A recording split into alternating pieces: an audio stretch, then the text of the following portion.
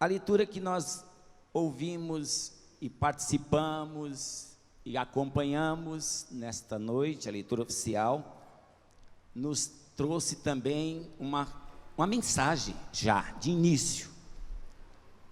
Uma mensagem de que as pessoas haveriam de acreditar que realmente estavam crucificando o Filho de Deus. Não sei se vocês puderam observar que eles deixaram para a última hora, até que Jesus desse o seu último suspiro, para que a partir desse momento começasse a acontecer coisas sobrenatural. E quando acontece algo sobrenatural, os homens tremem, porque somos perecíveis. Nós não temos domínio das coisas sobrenaturais, de forma que no desenvolver desta leitura a caminho da crucificação de Jesus, muitos ainda não acreditaram em Jesus, porque ele havia pregado sobre tantas coisas maravilhosas, curou os enfermos, ressuscitou a mortos, multiplicou pães, de forma que Jesus, como na qualidade de Filho de Deus, ele fez coisas de acordo com o que ele tinha em mãos, todo o poder. Ele é Deus. Duro foi fazer essas pessoas entenderem que estava de frente a frente com o Filho de Deus, mas ele é Deus. Havia momentos que Jesus não se apresentava como Deus, era uma pessoa que cansou, teve sede. Quem não entendeu a mensagem da mulher samaritana? Todos, ou quase todos. Jesus sentiu sede, a ponto de pedir àquela mulher para que lhe desse água. Interessante que a mulher não lhe deu água. Então, o que quer dizer que Jesus, na qualidade de homem, continuou tendo sede. Você resiste um bom tempo sem se alimentar. Vocês sabem disto.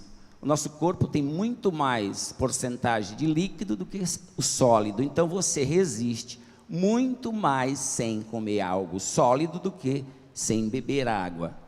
E água é importante, importantíssimo. Mas vamos ao que nos interessa no que diz respeito à palavra de hoje aqui. Nós observamos também uma situação sobrenatural em uma determinada viagem para um determinado lugar, e que não era um lugar determinado por Deus para o homem chamado Jonas, pregador da palavra de Deus nos seus dias. Deus dando oportunidade a povos, e desta forma ele estava olhando para Nínive. Deus com certeza está olhando para São Mateus. Deus com certeza está olhando para o estado de São Mateus, aliás, o estado do Espírito Santo. E quando se fala no estado do Espírito Santo, quem é que não traz à memória o mapa, né? Esse estado que tem todo o mar, que tem, é um privilégio, né? Um estado que quase todas as suas praias acompanham até chegar o final. É muito pequeno o estado. Eu quero até dizer para os nossos amados irmãos que durante meu período de escolaridade eu via o Espírito Santo muito pequeno entre os demais, com certeza é pequeno, e nunca havia passado na minha cabeça que um dia eu moraria neste lugar. Nunca, nunca. Deus sabe, mas no entanto para Deus não importa pequeno, grande, maior, menor, não. Olha o nome Espírito Santo, um privilégio para vocês que são natural daqui, eu também já sou, amém? A capital, Vitória, benção. Então Deus está olhando para São Mateus, Deus está olhando para Espírito Santo, Deus está olhando para o Brasil. Deus estava muito preocupado com o pessoal que morava na cidade de Nínive, que o pecado já estava cheirando mal às narinas de Deus. Ele próprio se incomodou. Vocês já pensaram quando a humanidade consegue incomodar o seu Criador, a ponto de ele dizer, não dá mais, preciso resolver essa situação? Foi o que Deus fez nos dias de Jonas. Jonas foi o homem escolhido por Deus para ir para aquela cidade falar do seu grande amor, da sua misericórdia, porque do contrário, se não mudasse o quadro, a situação daquele lugar, Deus poderia sim destruir toda a cidade. Quem não conhece a história de Sodoma e Gomorra? Ali não teve jeito, ali Deus realmente destruiu essas cidades, porque os pecados também chegaram às narinas de Deus, e Deus não resiste pecado.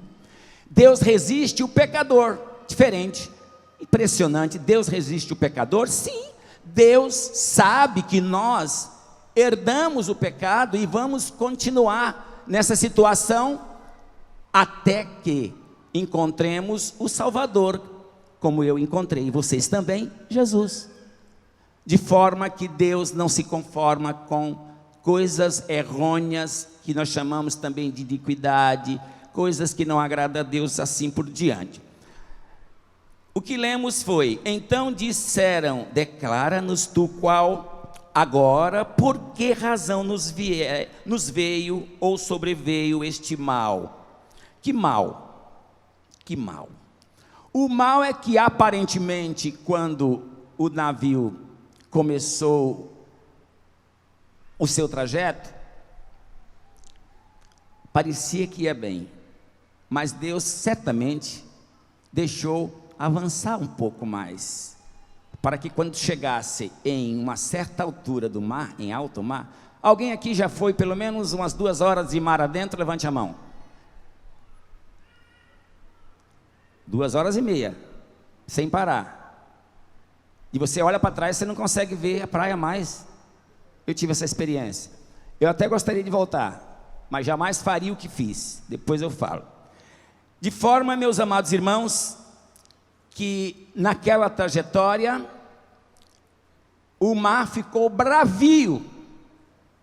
Quando se fala em água, lembra-se de quem? Lembra-se de Deus. A Bíblia diz que o Espírito do Senhor pairava sobre as águas, ou sobre as águas, ou sobre as águas, de forma que Deus dominava a situação inicial nas águas. Então, o assunto era muito sério. Jonas, na qualidade de enviado de Deus, precisava ter bastante cuidado no que diz respeito à ordem de Deus. Por que tomar outro rumo? Por que ir para uma cidade que não tem nada a ver com a situação do momento que Deus estava vendo? Nessa trajetória, vocês conhecem a história toda: vendaval, ondas bravias, coisas tremendas. O comandante perdeu o equilíbrio. A primeira coisa que se manda para fora é toda a bagagem. Tudo que tinha certamente teve que ir para o mar. A alimentação certamente foi embora também, porque vida, seres humanos, fala muito alto. Deus precisa dessas coisas, dessas pessoas. Deus precisa de mim, precisa de você. Os seres humanos são seres feitos, criados por Deus, com raciocínio. Então Deus ama todos nós de uma forma tremenda. Ele quer ver o melhor para nós.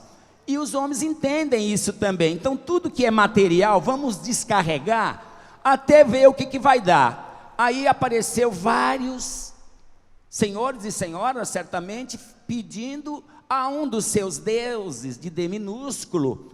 Interessante que todas essas preces ali não resolviam situações. Então o comandante e toda a tripulação começou a dar uma averiguada. Vamos ver aqui o que está acontecendo. Desceram então para o porão daquele navio, e ao chegar lá, encontraram um homem, que até então ele não havia se identificado. Enquanto você não pergunta o nome de alguém, você não sabe quem é quem. Então houve as perguntas. Vamos saber aqui agora. Eu vou direto naquilo que ele haveria de estar fazendo. Que ocupação é a tua? De onde vens? Qual a tua terra? De que povo és tu? E ele lhes disse: aqui está o segredo. eu sou hebreu e temo ao Senhor, o Deus do céu, que fez o mar e a terra seca. Se você e eu estivéssemos nesta embarcação e ouvisse deste Senhor ou deste profeta estas palavras, você e eu tremeríamos, porque ele falou em mar, em terra seca. Era tudo que eles queriam, era terra seca, porque no mar eles já estavam, e o mar estava bravio. O que dali para frente poderia acontecer era um grande desastre. A água ia entrar, não tinha jeito, as pessoas não estavam preparadas para nadarem ali, morreria muita gente. Quem é que não já assistiu o filme do Titanic? Né? Até interessante, mas eu não queria estar naquele navio. Também não queria estar no navio que Jonas estava sem conhecer o Deus verdadeiro. Aí acertaram num homem que era hebreu, que conhecia, assim como você e eu precisamos continuar conhecendo a Deus e obedecer a sua palavra.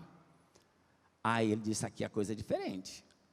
E ele por si mesmo colocou a culpa sobre ele. Dormindo estava, porém quando ele tomou conhecimento, ele já sei. Certamente ele pensou: não teve jeito, Deus me achou. Deus nos achou. Deus conhece todos os nossos passos. Deus sabe tudo que eu e você fizemos durante todos os dias desse mês, por exemplo, que encerra hoje, dia 28 de fevereiro. Deus sabia muito bem que haveria necessidade de uma manifestação dele próprio. E aí vem Jonas, e que se manifesta: sou eu, lança-me. Mas será possível? Nós vamos ter que levar isso sobre os nossos ombros, matar um homem? Porque eles achavam o seguinte: uma vez jogando nesse mar aqui, não escapa. Os deuses deles não acreditavam no Deus de Jonas, não, porque lutaram, oraram, rezaram, fizeram tudo o que podia, e tudo não mudou. Mas quando Jonas se manifestou, as coisas começou a mudar. Mas isso só aconteceu depois que Jonas foi lançado no mar. Amém? Porque as coisas tornaram-se bonança. Um desobediente precisava sair daquele barco, para que os seus tripulantes e todos os passageiros continuassem sua viagem diferente. Porque o destino de Jonas não seria Tarsis, e sim Nínive. Nínive era a cidade pela qual Deus havia falado para Jonas: vá para Nínive, pregue a minha palavra e diga para aquele povo que se eles não se arrependerem, eu destruirei todos. Aí sim, depois desta, Deus deu mais uma oportunidade a Jonas. Deus dá oportunidade, dá uma vez, duas vezes e até mais disto. Para Jonas deu duas oportunidades. A primeira não deu certo? Não, tranquilo. Você não quis ir, fazer o quê? Vai para o mar. Deus é dono de todas as coisas, Ele domina todos os peixes. Todos os peixes. Por falar em todos os peixes, quem é que não tem medo do tubarão? Levante a mão. Eu tenho. Vocês lembram quando no início eu falei que eu andei 2h30 de mar adentro? Mas eu não falei que eu tive coragem quando o dono do barco disse: aqui é o lugar que a gente toma banho. É um lugar tipo uma piscina, você olha clarinho, é aqui que as pessoas que nós param, tipo assim, uma viagem desta. E aí eu vi um pular, eu pulei também, porque eu sei, não muito, mas sei nadar um pouco. E eu desci, eu pulei. E aparentemente tranquilo, que eu consegui me manter ali. Só que na minha cabeça, de imediatamente eu me lembrei do tubarão. Vocês acreditam nisso? E que na Bahia eles chamam de tintureiro. Olha só. Por que tintureiro? Porque às vezes as pessoas não vê algo, mas o sangue sobe. Porque o tubarão pegou alguém. e eu lembrei daquele tremendo peixe. Então veio para mim uma sensação de dar muita risada, mas era medo mesmo. Até que jogaram uma corda e eu peguei e eu escapei. Amados irmãos, Deus domina todas as coisas, no céu, na terra e no mar. Daí surgiu aquele peixe que todos conhecem. Alguns cientistas discutem até hoje, incrédulos. Por isso que somos crentes, que acreditamos no poder de Deus, na grandeza do Senhor. Acreditamos em Deus de uma maneira tal, que quando Jesus deu seu último suspiro, a Bíblia diz que o véu do templo se rasgou de alto a baixo, e a terra tremeu. Mas tremeu por quê? Porque mataram o Filho de Deus, pensando que havia aniquilado, cessado toda a história do Cristo que dizia ser Filho de Deus, e pronto, acabou. Não, vocês ajudaram a cumprir a palavra do Senhor, e aí mostra Deus se manifestando agora, pela morte de Jesus, o seu Filho que venceu, ele resistiu, venceu. Pai, tudo está consumado, nas tuas mãos entrego o meu espírito. Aí a terra tremeu. Então olha só o poder de Deus. Vale a pena servir esse Senhor? Amém? Vale a pena servir ao Criador dos céus e da terra? Amém? O Deus que fez os céus, a terra, o mar e a terra seca, que é o desejo de todo mundo quando está quase morrendo afogado, é chegar nas areias do mar, nas areias da praia, para não morrer afogado. De forma que Deus providenciou esta forma. Alguns dizem, Deus providenciou um transporte diferente. Eu até concordo, um transporte diferente para um homem desobediente. Isso dá uma rima, dá hino, dá tudo, vai.